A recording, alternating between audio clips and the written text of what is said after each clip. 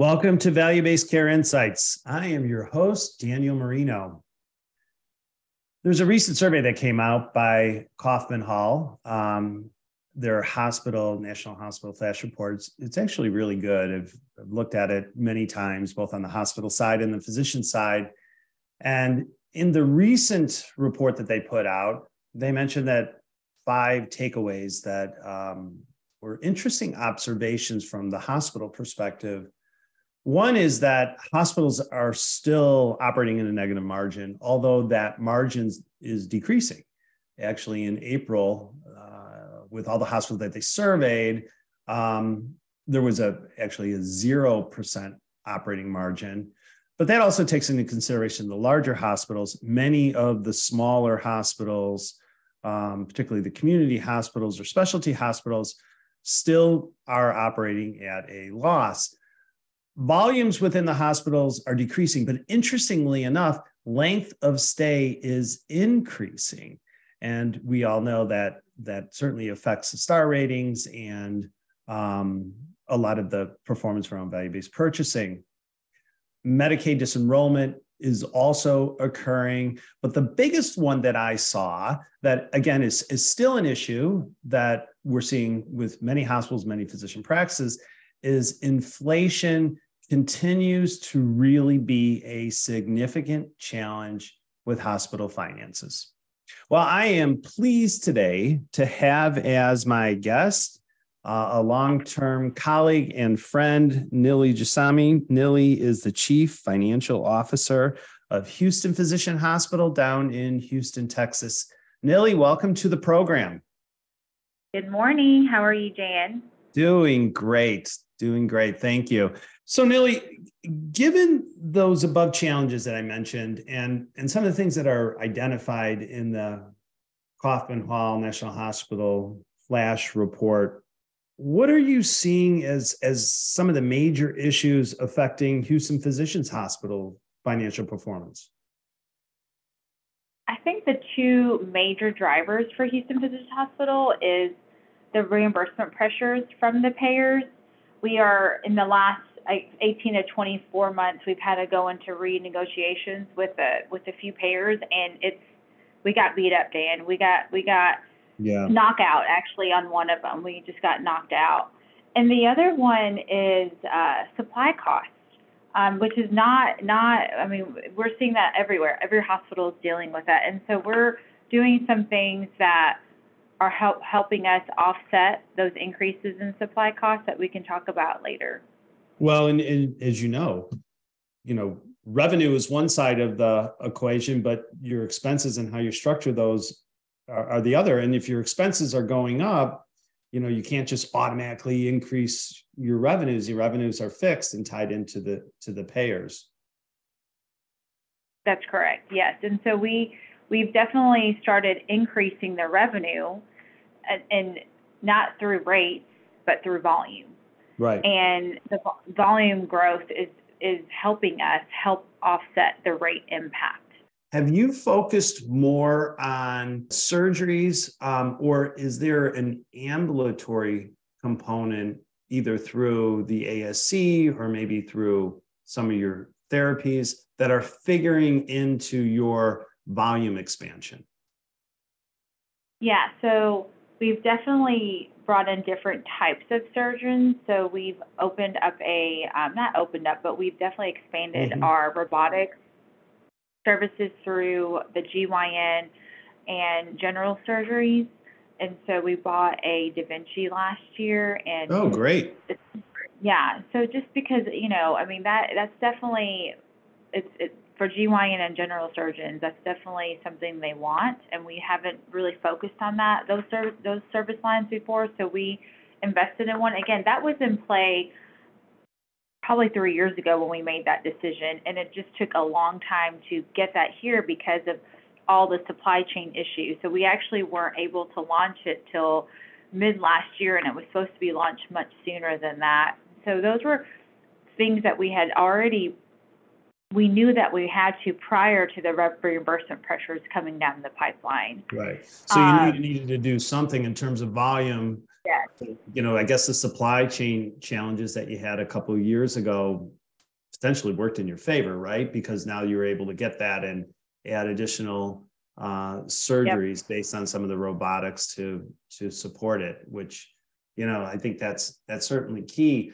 How about some of the turnover and the staffing challenges that you've had? Are you seeing a lot of turnover? Is it stabilizing? Are you, particularly in the nursing arena, are you able to recruit, or you still see this a challenge in your organization? It's I can't say it's a huge issue. Our turnover rates are much lower than what I see around the market, but it's still a problem, right? Because every time someone leaves, the cost of bringing them back is so much more, plus the training cost and everything, Sure. right? I want to say our people our nurses and our non-clinical staff are happier here. Our turnover rate is lower, but yeah, we still have the challenges. Of course we do, because the nurses, and especially, on the inpatient and in the surgery world, that's where our nurses are, right? Yes, they definitely, they all talk, they know the market. So yes, we've had to deal with increases and looking at the market rates. We're doing market analysis every 6 months now. We used to never have to do that, right? So HR has processes now where they actually have to look at market rates and market analysis every 6 months. That's Dan, that's crazy. Well, you got to do it. Yeah. Yeah, but you have to, because we don't want to be caught off guard if our CSTs are coming to us and like, hey, someone down the street's paying me X dollar more an hour. We don't want to be caught off guard. We want to be able to have that knowledge in our back pockets to be able to give them, no, that's actually not true, or yes, this is what we can do. And it's very difficult. It's very, very difficult. But that's the process that we put in place to help for us to be knowledgeable. Well, you have to be competitive, right? I mean, getting that insight, that's the only way to be competitive. And to be totally transparent to our listeners, I've had the wonderful opportunity to work with Houston Physician Hospitals for a number of years. And Nillie, your leadership team has built a great culture down there. And I've felt time and time again, and I've spoken about this with many folks across the country, you have to be competitive on rates. But in order to really manage a lot of the turnover challenges, the financial challenges related to our workforce, you have to create a strong culture, right? You have to create the culture that makes people want to work there. And as you've said, and I agree with you, I think people are happy working in your organization. And we see that a lot of times with smaller community hospitals or with specialty hospitals. Right. Yeah, we definitely, I think I've told you this, Dan, before I came to HPH. I came from a more corporate healthcare background, and so the employee engagement here is something I've never experienced anywhere else. And I'm not just saying that because I work here, but we put in a lot of effort to have that high employee engagement. And it takes resources and it takes a lot of time, but it does pay off because our turnover rates are so much lower. We still have to deal with the pressures, right? The external pressures of inflation with salary rates, but I really do think that's a huge piece of the puzzle, is that we put so much into employee engagement. And look, when I first started here, our CEO, I would be like, wait, we're spending how much on t-shirts? We give out, we're known for our t-shirts here. And, but it's the little things make a difference. It's the little things. It really is. We every month, in my department, we spent there's one thing we focus on every month in the departments. And for example, last month we focused on integrity, and each person had a banner, and it was, give me what your integrity motto is for you as a person, right? And so everyone, and again, and not, it wasn't all across the hospital, but for all my departments, they did their individual one. But across the hospital, what we did was every department made their own banner, and then we were able to hang it up in our cafeteria area, and everyone could see what everyone's motto was in terms of integrity. That's one of our mission statements that we believe in. And so it's just, we really do focus on that. And this month we have something else that we're doing. But yeah, and the culture piece is so, I mean, it's huge. Yeah. Yeah. If you're just tuning in, I am Daniel Marino. You're listening to Value-Based Care Insights. I'm here talking to Nillie Djassemi. She's the Chief Financial Officer of Houston Physician Hospital. Nillie, I want to get back to one other thing that you mentioned, and I'd like to dive into this a little bit. With where interest rates are right now, it's of course putting a lot of pressure on hospitals to fund some capital expansion, some new equipment and so forth. How have you responded to that? So last year, I was approved for X amount of capital purchases through my main bank, and I actually had not used the majority of it because we had slowed down the purchasing, right, capital purchasing. But I had the ability to actually pull all of it and put it in basically in an escrow account. I'd have to pay interest and principal on it, but the interest rate on it was only 3%. Oh, wow. Right. And so because I was approved for that loan back in 2021. And so you don't ever want to pull money out when you're not using it, right? I mean, that's just to me, I'm like, I don't want to. The arbitrage factor just makes sense, right? Because if you've got that line that's paying 3% as opposed to funding something else through, an equipment vendor that's, 8%. I mean, that interest arbitrage is key. That makes a lot of sense. Yeah, I think it actually was 3.5%, but we ended up actually, it was late fall. We ended up pulling it, and I've been using that for the capital funding that we've needed for 2023. Now, obviously, that's going to run out in 2023, so then we'll have to revisit all of that again. But that's definitely, it was a huge decision, a great decision that we made, and it's definitely helped us out for this year. Now, I have some different things I'm thinking through for 2024, which is related to what I was mentioning earlier, related to working with the vendors on potential replacement agreements or usage agreements, or even one of our large vendors, we're doing a conversion project with them. They're not part of they're trying to gain market share in one of our orthopedic subspecialties. And so we're going to have to buy a bunch of equipment. And so what we're going to do is do a conversion project. If we convert so many supplies to them, we'll actually get some capital credit back if we purchase with them. Nice. That makes sense.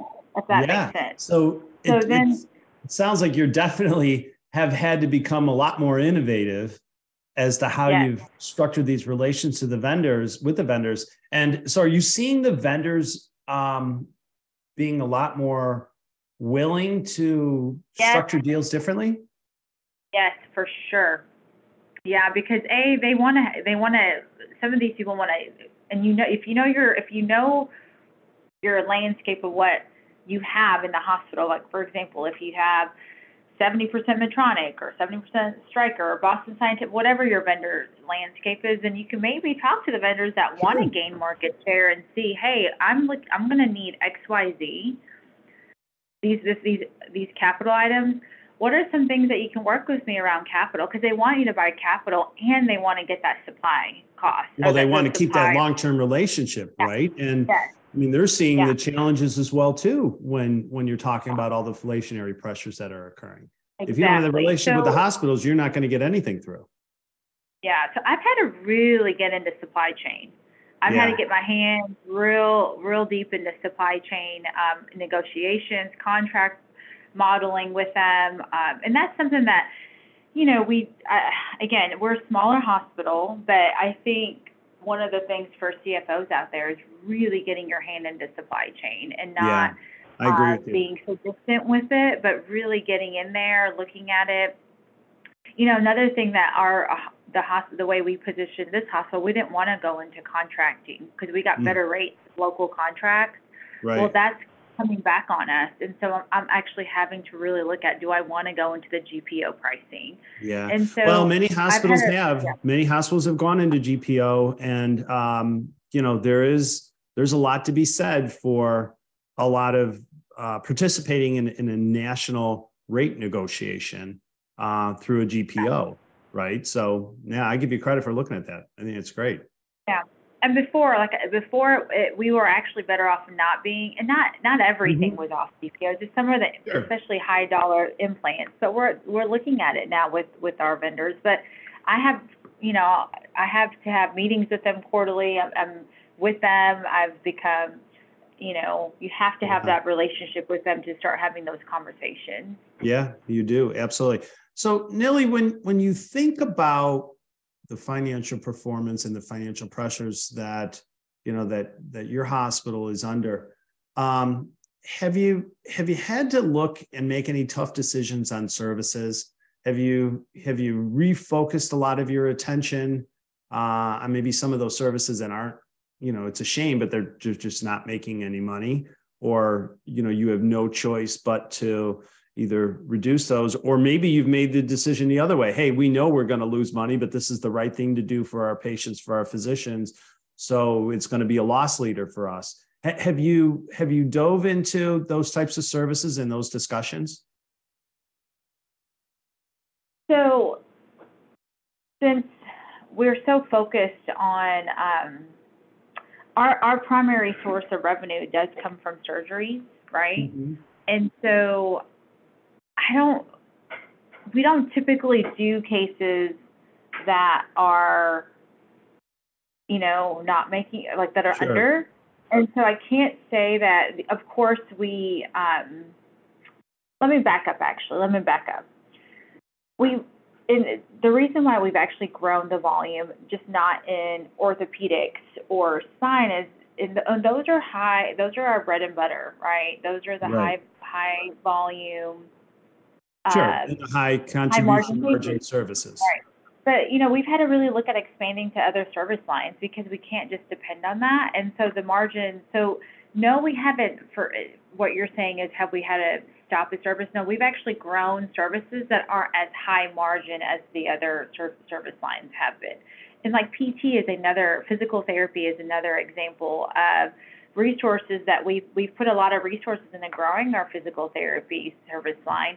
We're going to hopefully hit 100,000 visits in 2023. Is it high margin? It's not. It's high volume, and it carries itself. And so, and we think from a quality perspective, keeping those the types of surgeries that we're doing, the post care of going into physical therapy within our clinics, that we know that we train those therapists, we know their outcomes.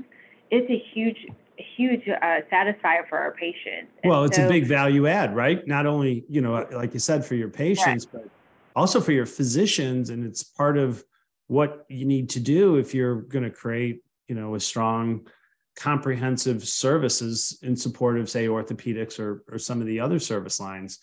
It just, I know that we do this in our own business, right? You're constantly looking at where you can become more efficient. You're constantly looking at where you could maximize your financial opportunities. But, sometimes you just have to do it because it's the right thing to do.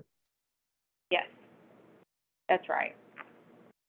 So in looking at some of your, I guess some of the activities happening around Houston area, there's been a lot of collaboration in other markets where, the physicians in the hospitals have form a tighter relationship, whether it's been an integrated network or just to do some collaboration of services. Are you having any of those discussions? Are you seeing collaboration as kind of a key? Has it picked up a little bit? Or do you feel like, the relationship that you have right now with your physicians have really been good and has been strong? No, we've definitely had to reach out to different practices around the, around the market, we are looking into that for sure. There are recruitment efforts into going out and, you know, creating those relationships with large practices, especially since we Right. are the high quality, low cost option in the market. Well, and I think in working with your organization, you've been extremely physician friendly, right? Your level of collaboration with physicians, I think, is really something that's carried you, and that's just, you know, embedded in your culture, right? That's the fabric of what you do. So I could see that is really a big value driver for your team, for your physicians, and so forth. Well, Nillie, this has been great. I really appreciate the conversation. For our listeners, particularly those on the finance side, any pieces of advice that you might be willing to share or can offer to some of our listeners? I think the couple things that I would focus on is revenue cycle technology. I think the payers are way ahead of us, and we as the hospitals have to get on board with revenue cycle technology. And like, for example, Dan, you know, we're working on this 855 project with you. Yep. And really digging into our 855s. What are the trends? You know, that's just something very, very simple, but I'm actually looking at several different revenue cycle technologies to come in through the intake process, through the billing process, the collection.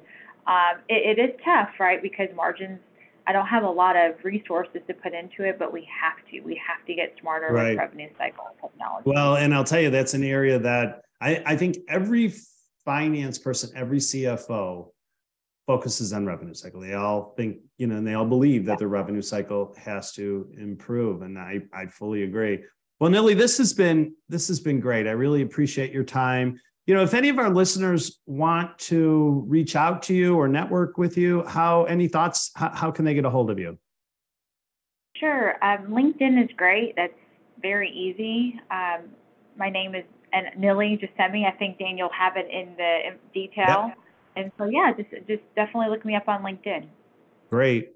Well, again, thanks again for your time, Nillie. This has been fantastic. Love to have you back sometime down the road. Hopefully things will kind of improve a little bit. And it sounds like certainly with what you're doing within the organization, you guys have made some real strides. So I commend you for that. But thanks again for your time today. This has been great.